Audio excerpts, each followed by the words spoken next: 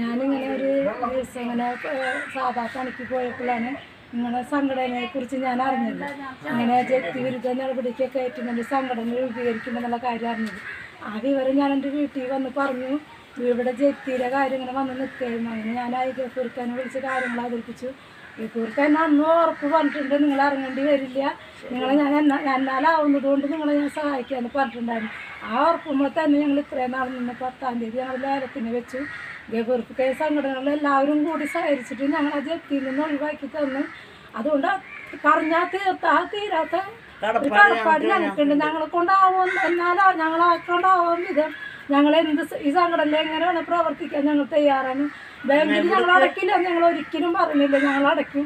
ഞങ്ങൾ ഈ പരിശീലനത്തിലൊക്കെ ഒഴിവാക്കി തന്ന് ഇക്കാക്കും സംഘടനക്കാർക്കും എങ്ങനെയാണ് നന്ദി പറയേണ്ടത് ഞങ്ങൾക്ക് പറഞ്ഞറിയിക്കാൻ പറ്റുന്നില്ല. ഞങ്ങളെ കൊണ്ടാവുന്നത് വിധം ഞങ്ങൾ ഈ സംഘടന ഞങ്ങൾ എന്ത് കാര്യത്തിന് ഇക്ക വിളിച്ചാൽ എല്ലാത്തിനും വരാൻ തയ്യാറെടുക്കാൻ ഉറപ്പ് തന്നെ. ഞങ്ങൾ ഇതിലും വലിയതൊന്നും ഞങ്ങൾക്കിനി ഇതാവാനില്ല. അന്ന് ഇന്ത്യ കടപ്പാടും എല്ലാതും പറയാനറിയില്ല, വാക്കുകളില്ല. ഇതെല്ലാവരും കോടും എല്ലാ സംഘടനക്കാരും നന്ദി പറഞ്ഞ് ഞാൻ നിർത്തുന്നു, പറയാൻ വാക്കുകളില്ല.